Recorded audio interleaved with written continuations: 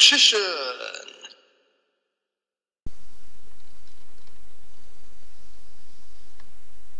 Oh, hey YouTube, Richician84 here, and welcome to Q&A number 128. Let's kick this off. So yeah, we've got quite a few questions here. Now, there was this one question that was left on my video, wondering if I was hasty quitting the minor league, but yeah, John Cross put a question on there that I wasn't sure whether or not it was meant for my Q&A, but either way, this is in violation of two of my very simple comment requests. One being, if you have questions for my Q&A, post them in the comments section of the latest episode that gets uploaded. So by the time this is up, it'll be this one. And also, it's not relevant to what I was talking about. Like, come on now, guys, can you please stop posting comments that have nothing to do with the video? Like, if you want to tell me something that has nothing to do with the video, just message me on another form of social media, or if you have a question, then you can also message me on other social media, or submit it for my Q&A. In fact, I might actually make a community tab post for people who want to tell me things and ask me things that have nothing to do with the video. Like, either way, like, everyone should know full well by now that I'm sick and tired of people posting comments that have nothing to do with the video.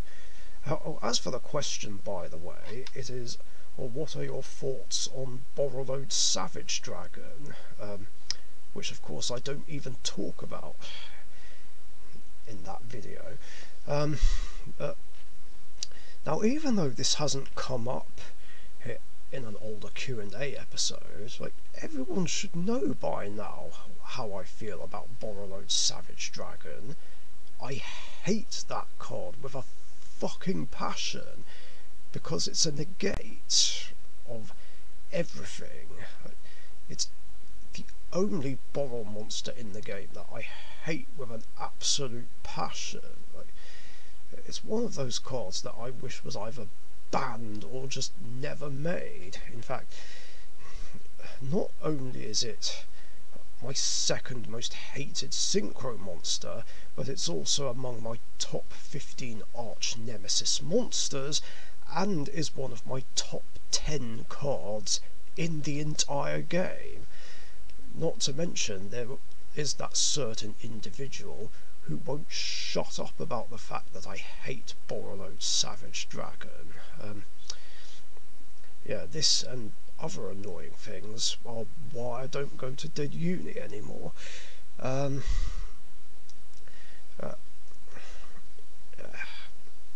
just hate Borrowload Savage Dragon so much.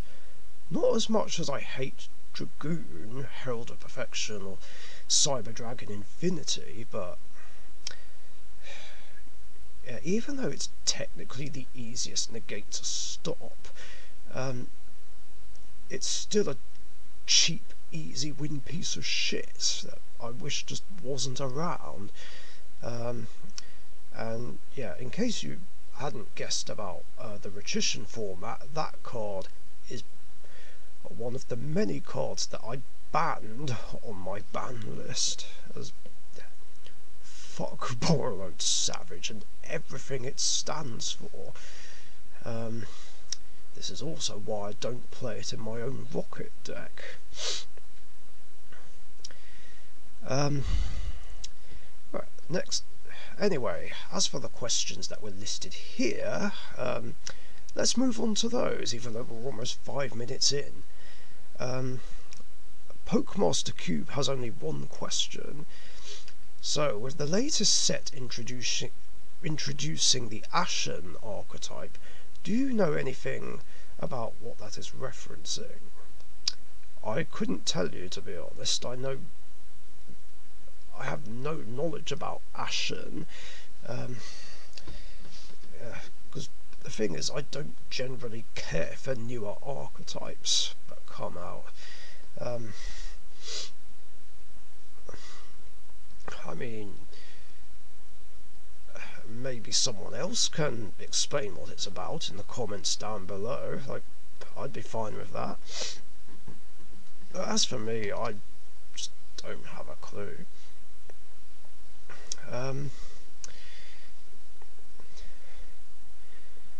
And also there was a nice comment about Gunga, and he mentions "hope I feel better soon." Hope. I don't remember feeling unwell or anything that day, but thank you anyway. Next two questions are from Matt and Alison Welch. 1. Summon Skull has joined the Gold Sarcophagus of Light archetype.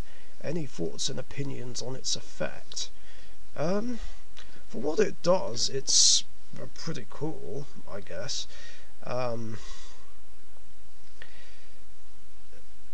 Just basically being a change of heart on legs.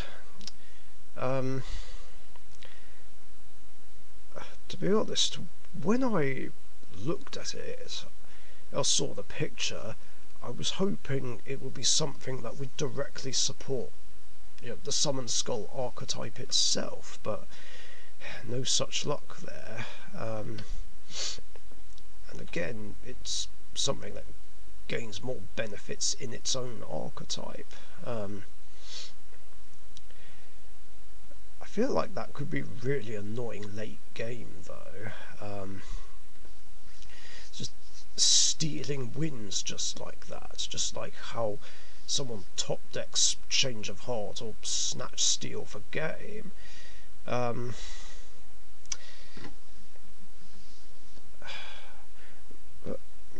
suppose at least this Summon Skull requires more resources to do it, but that could be really annoying in a late game situation.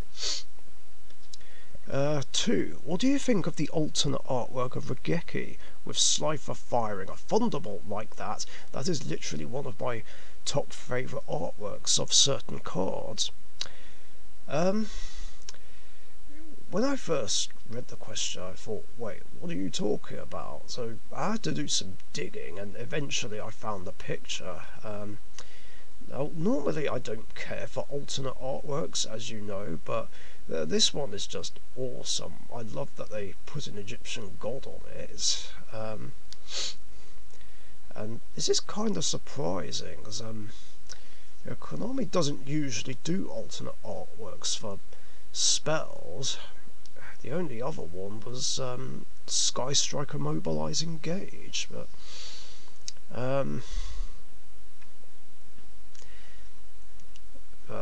yeah, I think it's really awesome, for sure.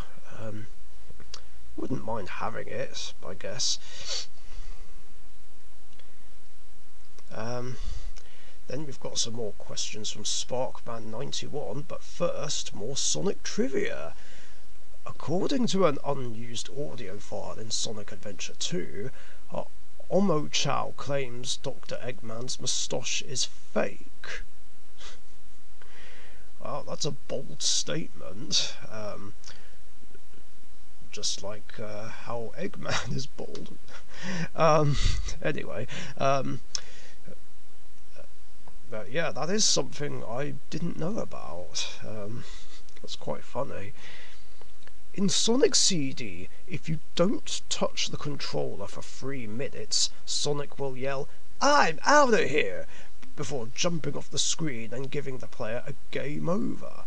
A similar thing happens in the game Knuckles' Chaotix, where if you wait a while, Metal Sonic will appear and start attacking the player. Damn. Seems a bit extreme, forcing a game over like that. But no, that's not something I would have known, since Sonic CD is one of the very few classic Sonic games I never played. Same with Knuckles' Chaotix. Now, Yu-Gi-Oh! Questions. What's your favourite TCG exclusive deck? I'm not sure. Do I even have one? I'm trying to think back to all of my absolute favourite decks I've ever played.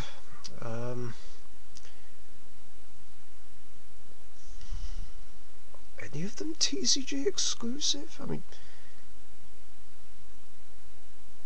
if I remember correctly, a couple of the Light Rays were TCG exclusives, but I don't know for sure.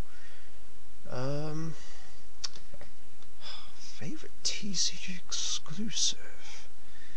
I need to think back on this. When did we first stop getting them?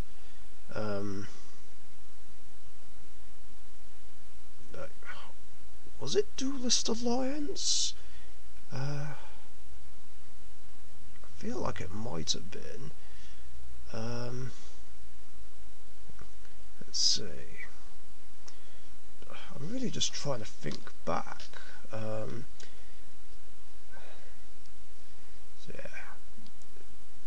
So yeah, Burning Abyss, no. UA's, hell no.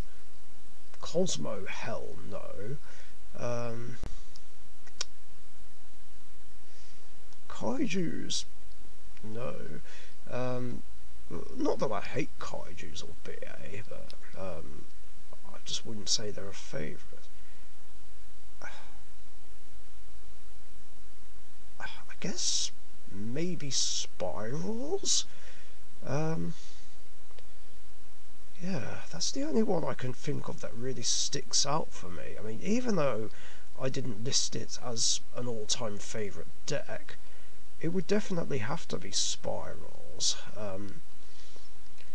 as I genuinely do like them and did enjoy playing them, well, except during that period where they were a bit too competitive, and then I just got straight up bored of them.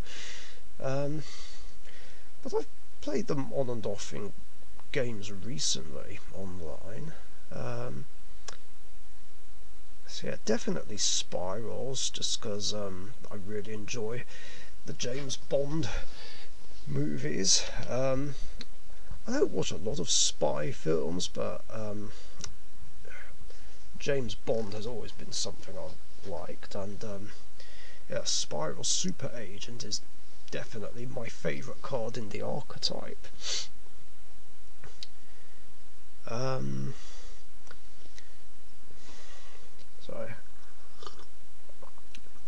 So, do you have any dueling rituals? For example, I like to flip my two-player mat from the Vegeta side to the Goku side on the last round of a tourney.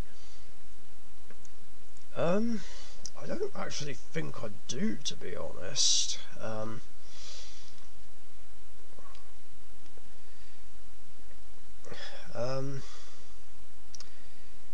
mean, sometimes I get out the little mascots, those little game pieces and the Yugi Pog thing.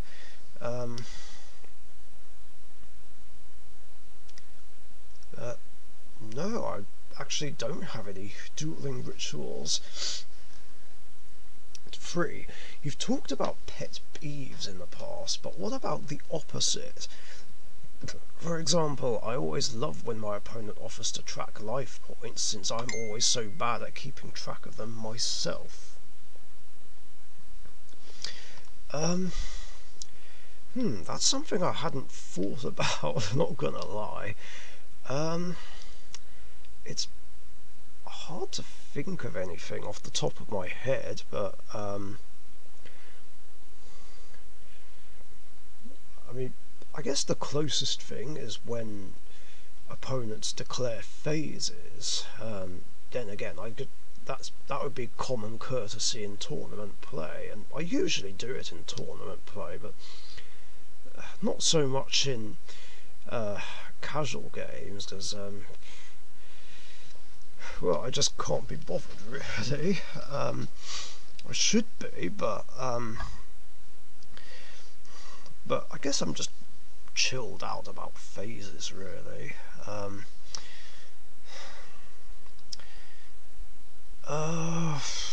Maybe this would have to be something to talk about in a separate video, because I've been really struggling to think of anything.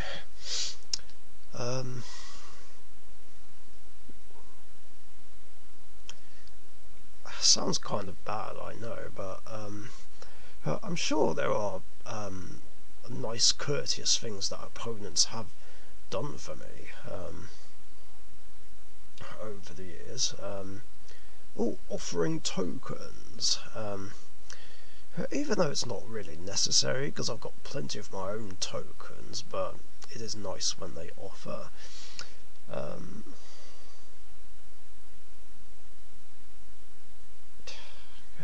I'm just really stuck on this one. If I can think of any more, then I can make a separate video about it. And 4. How do you read cards? I myself will skim through them and usually look for a relevant keyword like GY. I'm always really conscious of wasting time having to read every single card in its entirety. Yeah, I mean, I get that. I do a bit of both, really. Like, sometimes I'll try and read it carefully and make sure it's being used right. Sometimes I will try and read quickly. So I just do either of them, really, depending on the situation. And sometimes I have to pick the card up and double check and even triple check the wording, just to make sure a play is being done right and the game state is correct. I'll usually do this more if I encounter cards that I'm not familiar with, or if I'm learning how to play a new deck. And the last 4 questions are from Gunnar. 1. Will you play the new gold sarcophagus archetype and sell another one instead? I don't understand the second half of the question. Do you mean sell another core? Because if that's what you mean, well, there are 2 cores I will end up selling. I mean, I've still got my vampire deck core, by the way. I mean, there was a guy who did express interest back in December, but hasn't chased me up on it, so I need to sell that off, and once I've had my fun with the Nouvelles deck, I'm going to sell that as well. But as for the gold sarcophagus of light archetype, I don't think I will build it, at least not in real life. I mean, I've thought about playing it, but I'm just not sure, partially because of the Gandora, which I believe does pretty much the same thing as the original Gandora, which is destroy and banish everything on the field, which I'm not a fan of. I don't like the banish effect of it. I mean, if it just said destroy and send to the graveyard, then yeah, I'd definitely consider it, but I don't know, I'm just not a fan of that card. Or if I do make it on Edo Pro, then I just won't run it because I refuse to banish my opponent's cards. Alright, yes, I know I do it with Dark Magical Circle, and I play Dark Magician and Master of Chaos, but I usually go for back row with Circle. Otherwise I use it in situations where I don't have a choice. Plus Master of Chaos is like one of the few ways I can get rid of something that doesn't have hang on, let me start again. It's one of the few ways that I can get rid of monsters that have targeting and destruction immunity. There we go. There, that answers that. 2. Will you try and mix Summon Skull cards with the new Summon Skull of Light? I don't know. I suppose I could. I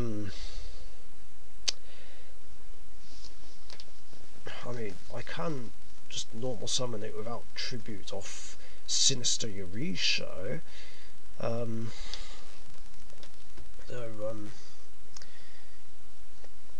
Yeah, it would definitely be worth considering, even if it's just a one-of. 3. Did you hear about Jim Carrey returning as Dr. Eggman in Sonic 3? He wants to play his role even if he stopped acting. No, I didn't hear about it until you mentioned it. That's fantastic. I love Jim Carrey. Like, he's awesome.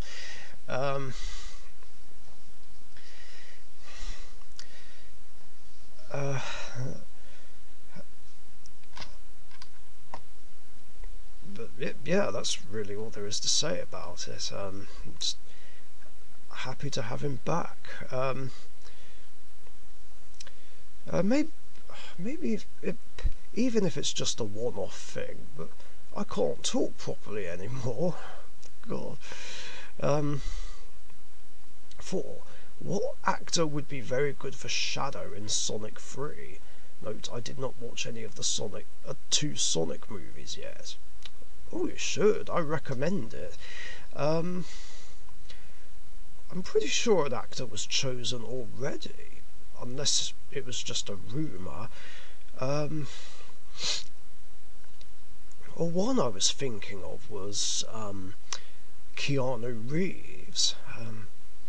I feel like he might be able to nail the voice pretty well, just because of how great he was in the Matrix movies. Who else could voice him? Don't know. Yeah, Keanu Reeves is the only one I can think of. What do you guys think? Who do you think should voice Shadow in Sonic 3? Let me know in the comments. And that's it for questions in this episode. Thank you very much for your guys' questions, very cool ones as always. And if you've got any other questions you want to ask me, post them in the comments section down below. And remember, I do these episodes every Tuesday afternoon or evening, UK time, so be sure to get your questions in before then, so that you don't miss out. Thanks again, stay safe, and I'll catch you guys later. See ya. Thank you very much for watching. Be sure to subscribe to the Richician YouTube channel.